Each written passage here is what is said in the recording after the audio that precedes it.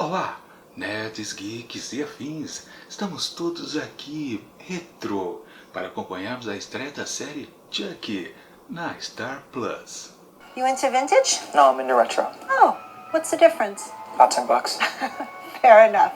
Pois bem, pessoal, finalmente estreou a série derivada da franquia Brinquedo Assassino na Star Plus. Isso demoradamente, porque realmente, após 3 semanas que já havia estreado lá na gringa, finalmente chega aqui ao Brasil, ou especificamente, né, na América Latina. Vamos poder curtir então as desventuras de Chuck na sua nova jornada, decorrente, segundo dizem, do que aconteceu no 7º filme da franquia. Pois é, o que temos por aqui então é novidade. E sim, o tom está bem diferente, porque a primeira coisa que a gente consegue perceber é que esse produto aqui, televisivo ou para streamers, é exatamente algo mais adolescente.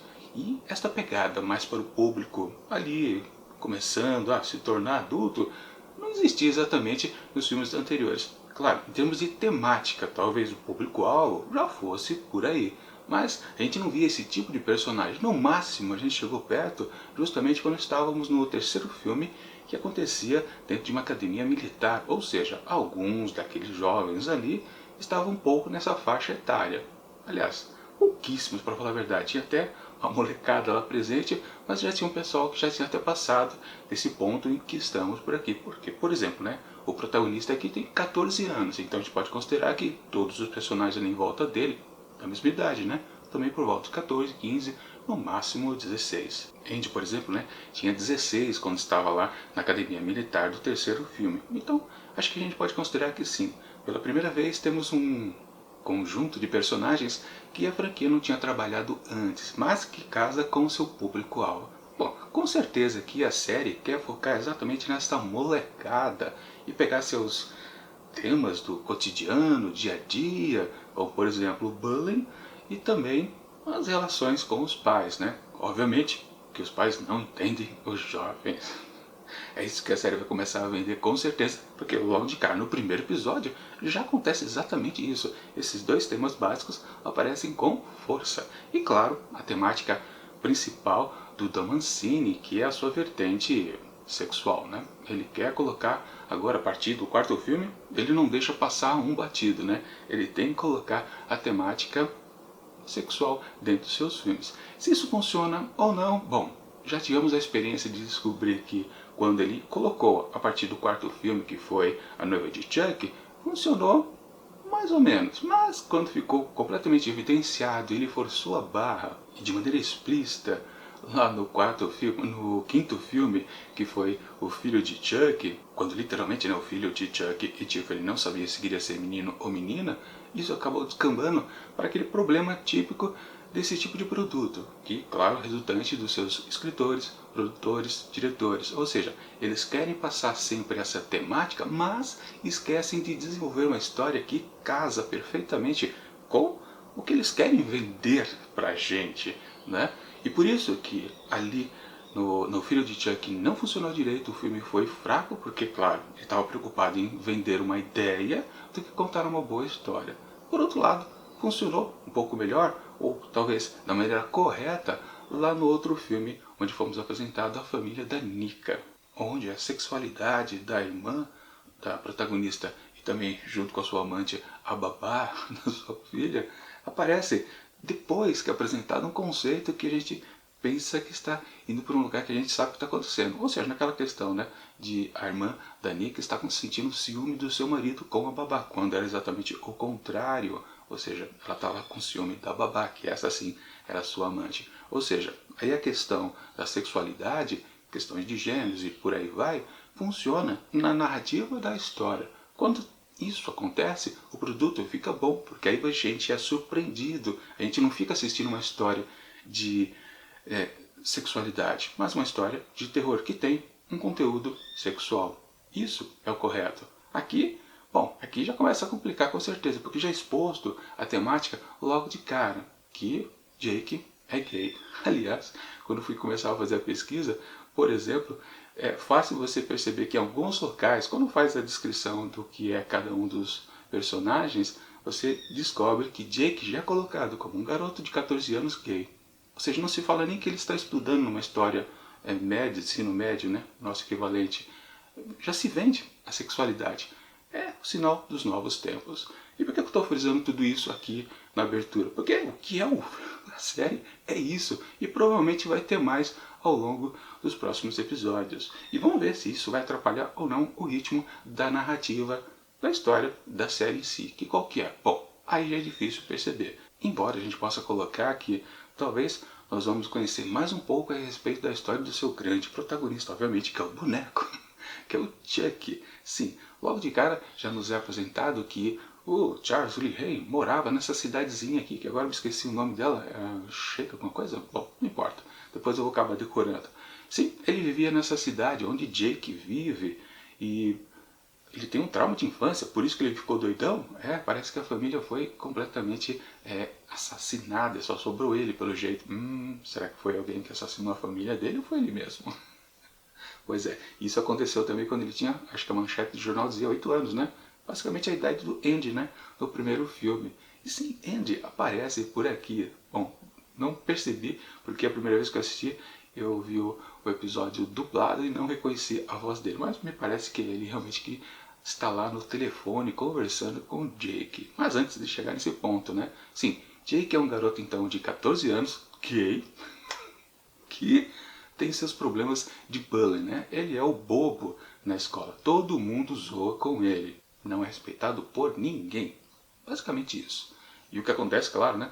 Uma ideia do episódio é dar uma virada nessa questão e fazer com que ele se torne popular.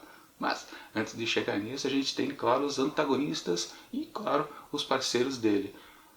Temos um primo que meio que fica olhando torto para ele, não dá para saber direito se ele está olhando torto porque ele também tem uma inclinação sexual para o primo, embora finja gostar de meninas, né, que é a Alexis, como é que é o nome dela? Não, Alexis, né? Alexis. O primo se chama Junior e também tem o seu amigo que está começando a formar amizade, né, que é o Devon, que faz um podcast sobre crimes verdadeiros. Aliás, quando isso começou, que é logo no começo mesmo do episódio, né, eu fiquei muito, digamos, espantado, né? Não sabia mesmo que pudesse acontecer, mas agora estou começando aqui a acompanhar a série Chuck, mas eu também vou acompanhar a série Only Murders in the Building, também que está passando na Star Plus como produto original. O Chuck não é original da Star Plus, ele é da Sci-Fi, né, se eu não me engano, ou coisa parecida, lá na gringa. Enfim, o que vale. A partir de amanhã eu começo a postar também as minhas considerações a respeito de como vai se desenvolvendo os 10 episódios também de Only Murders in the Building, estrelado por Selena Gomez, Steve Martin e Martin Short. Uma série bem bacana. Pois é, o que vale. Lá na outra série, que eu também estou acompanhando então, temos um podcast de crime verdadeiro. A mesmíssima coisa. Então eu achei muito curioso que as duas séries que eu vou acompanhar ao mesmo tempo tenham a mesma base ali no fundo, né, de trabalhar crimes, né, avaliação de crimes, né, tentativa de desvendar os assassinatos, e estão dentro como podcast a temática. Enfim, bom, o Devon, depois a gente percebe, né, ele é filho da chefe de polícia da cidade. E me parece, não sei se aqui foi mostrado no próprio episódio, mas eu estava vendo lá as anotações na internet, parece que a mãe da Lexi é a prefeita também da cidade. Tá tudo bem arranjado, né? Bom, sim, detalhe importante, né?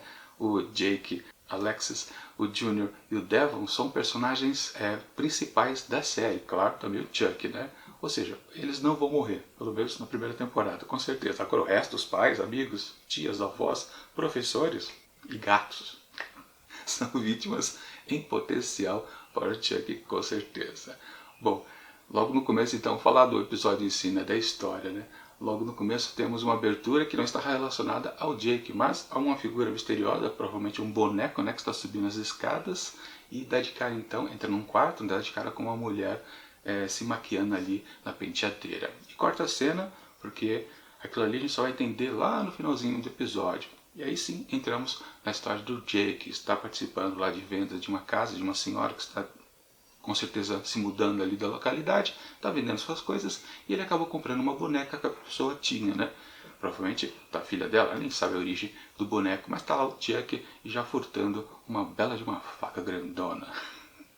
Ele leva então ele para casa, só que ele não quer brincar. Bom, Ele tem 14 anos, o que ele vai fazer com um boneco? Bom, ele faz então esculturas. Ele é um artista. E que bela porcaria que ele está criando ali. Ele está fazendo um boneco, não, uma feição humana, feito de pedaços de bonecos. Uma coisa simplesmente pavorosa que tem gente que chama de arte moderna. Aquilo não é arte. Aquilo é uma tentativa de zoar com a arte, na verdade. Né? Mas não vamos entrar nessa questão por aqui. O que vale é que Jake, então, é um sujeito, um garoto de 14 anos, né, maltratado pelo pai porque não entende, né, o seu gosto artístico herdado de sua mãe, que realmente era uma artista, mas o pai joga na cara dele que ela não ganhava nada com isso, eu que sustentava ela com o meu trabalho, né? Enfim. E também o pai não gosta, que ele está meio que percebendo que o filho realmente pode ser gay, né? Pois é, só o pai que não sabe, né?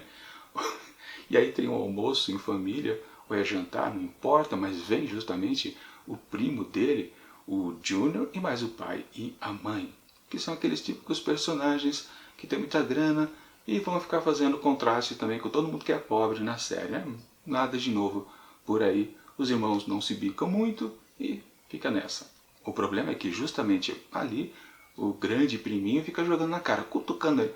Tu não tem certeza que tu é gay não, porque você fica brincando de boneca? E o pai do Jake vai ficando muito nervoso por causa disso, né? Ou seja, vai aflorando o seu preconceito para com o seu filho, que depois, claro, resulta na primeira morte aqui do episódio, que é justamente, né, no momento de ira, ele acaba destruindo lá aquela estátua horrorosa que o filho estava produzindo, pensando que aquilo era arte. Enfim, né, nesse acesso de raiva, o filho também fica com raiva e meio que lança o desejo no ar, né, que gostaria que ele fosse morto. Chuck ouve isso, né, e passa então a executar o desejo do seu mestre. O que é isso? É um Aladim ali com o seu gênio da lâmpada, né? O que Jake deseja, Chuck cumpre. Bom, Chuck já tinha manifestado em outras produções lá nos filmes que ele não gosta muito de babacas, né? E claro, o pai do Jake é um perfeito de um babaca, já que não entende o seu filho, né? Não cria ele de forma correta de maneira nenhuma, não aceita a sua sexualidade, não aceita que ele quer ser artista, enfim, não ajuda o moleque de jeito nenhum, né? A definição de babaca mesmo. E o Chuck vai matar. Mas essa relação que já fica bem evidente, né, do Chuck com o Jake, a gente nunca viu em filmes anteriores, porque claro, todo mundo se borra de medo quando percebe que o boneco é assassino. O Jake aqui, no primeiro momento parece que não. Quer dizer, no primeiro momento sim, quando ele tenta vender o Chuck, porque ele percebe que ele vale bastante, afinal de contas é um boneco dos anos 1980, né? Ele vale bastante. E quando ele tenta vender, a primeira pessoa que já liga imediatamente quando ele posta o anúncio é o tal Andy. Sim, que a gente não descobre, quer dizer, eu não descobri porque estava ouvindo a versão dublada. Depois quando eu vi a original eu falei, ai caramba, é mesmo ele? E depois eu confirmei na internet, assim, Andy aparece apenas por voz, avisando o sujeito, esse Chuck aí, ele já teve alguma manifestação estranha, toma cuidado. Aí, nesse ponto, Jake ficou com medo e jogou ele na lixeira. Coisa típica que acontece com o Chuck, né? E sempre a gente sabe, quando ele é jogado na lixeira, ele mata quem o joga na lixeira. Isso aconteceu? Não. Tá aí uma grande diferença então da série em relação aos filmes. Por que ele está fazendo essa relação com o Jake? Não dá para entender. Porque sempre ele mata os babacas, ele mata as pessoas preconceituosas. Isso é uma questão que até já comentei num dos filmes, que é fácil a gente perceber quais são os personagens que vão morrer. Quer dizer, quase todos morrem, mas aquele a gente tem certeza são aquelas pessoas que têm um comportamento agressivo, preconceituoso, que são todo poderosos, né? Se acham os donos do mundo. Esse tipo de personagem, ele sempre morre nos filmes de terror, né? E meio naquela pra gente, nós espectadores, gostarmos das atitudes dos assassinos. Porque no fundo a gente está torcendo contra esses personagens que para nós, na nossa sociedade real, não são coisa boa mesmo. Então a gente acaba torcendo para o assassino de qualquer filme. É um truque velho dos roteiros de você ganhar a empatia do público para com o personagem maldoso. Mas enfim, né? É por causa disso que a gente sabia, obviamente, que a primeira morte seria do pai do Jake. Bom, o gatinho também já tinha rodado antes, né? Mas, aliás, o Chuck nunca tinha feito maldade para animais, né? Embora no final de alguns filmes a gente vê a legenda, né? Nenhum animal foi maltratado durante as filmagens dessa produção. Eu lembro só de um. É quando. Qual foi? Não sei se foi A Noiva de Chuck ou foi a sequência, O Filho de Chuck, onde num dado momento o Chuck está se refrescando, está chupando através de um canudinho a água de um aquário. Um aquário pequenininho que ele consegue segurar. E lá dentro tem um peixinho, ou seja, ele vai acabar matando o peixinho, porque ele vai beber toda a água e o peixinho vai ficar ali sufocado. Claro, uma morte também por sufocamento é a coisa clássica do Chuck. Bom, e aqui no desenvolvimento da história tivemos peripécias lá na escola, com o sapinho sendo dissecado, Chuck fazendo as maldades, entre aspas, lá durante o show de ventriloquismo, onde Jake passou a ser popular na escola, que eu disse, né? Que esse objetivo do episódio era reverter a situação inicial do protagonista, que antes era um bobo da corte, agora era um cara que vai começar a ganhar um certo prestígio por causa do Chuck. De novo, aquela relação entre o boneco e o adolescente que nunca aconteceu antes, mas pelo jeito vai ser ponto base aqui dessa série. Sim, Lexi vai ser a próxima vítima também, já está encomendada, mas ela é uma protagonista, né, da série, então provavelmente ela não vai morrer, alguma coisa vai acontecer diferente. Devon, que vai fazer as investigações, provavelmente também vai estar sempre por ali, assim como o primo dele. Agora o resto, né, bom, a mãe do Devon, não sei se, será que é a mãe mesmo? Eu não fiquei na certeza se era a mãe dele ou é uma madrasta. Eu acho que é uma madrasta, né? Não sei. Enfim, ela tem um segredinho que Chuck também já descobriu.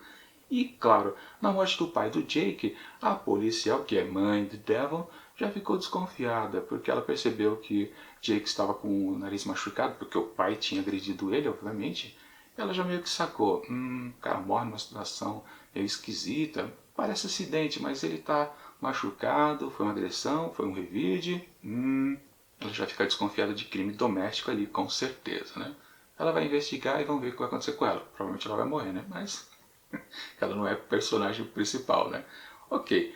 O que está exposto então aqui nesse primeiro episódio é basicamente isso, uma série voltada para adolescentes, com um cenário típicos de adolescente, ou seja, de escola, com problemas com os pais, a aceitação quase nenhuma dos parentes mais próximos, amigos, aquela saladinha que a gente conhece bem e a gente pode encontrar em vários filmes de adolescentes, alguns também de terror.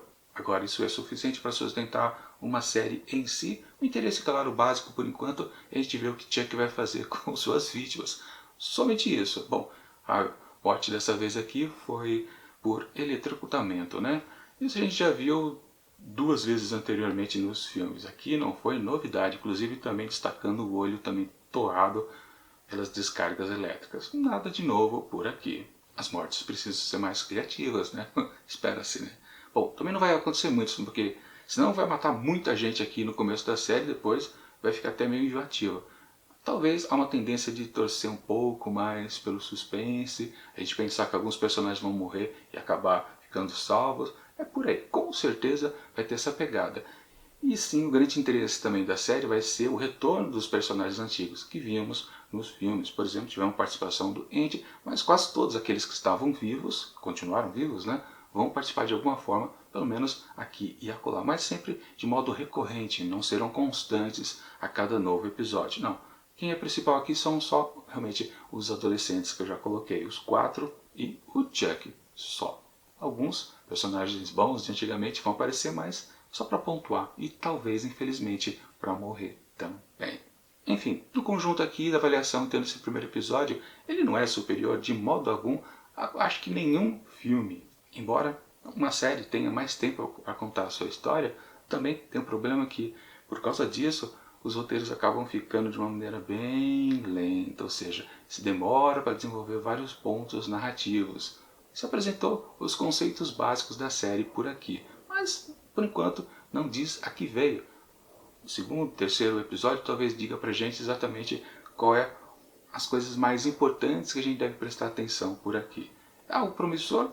Médio, diria. Não dá pra dizer que isso aqui, não vejo a hora de ver os próximos episódios. Falando nisso, né, eles podiam ter lançado já os 3 que saíram lá fora, aqui, pra gente ficar mais animado, já curtir uma pequena maratona e depois acompanhar semana a semana os novos e restantes episódios da primeira temporada, claro que são 10 episódios. Bom, de qualquer forma, para esse primeiro episódio aqui de Chuck, eu atribuo apenas um 3,5. 3,5 acho que tá bom. Dá para crescer bastante ainda, né? Episódios mais densos, mais intrincados, quando a gente já se envolve mais com os personagens. Dá para desenvolver bastante, mas também dá para descer a ribanceira abaixo, com certeza, se tudo ficar forçado, não entregar muitos sustos, porque a gente quer ver sustos também. A gente vai, quem gosta de filme de terror, vai suportar esse climinha adolescente, que tende a virar uma malhação, muito. Mas vamos ver como vai continuar. Por enquanto aqui, tá boa essa nota para o primeiro episódio. A gente acompanha então na semana que vem. Enquanto, né, não chega os próximos episódios de Chuck, a gente vai curtindo então Only Mothers and Building. É isso.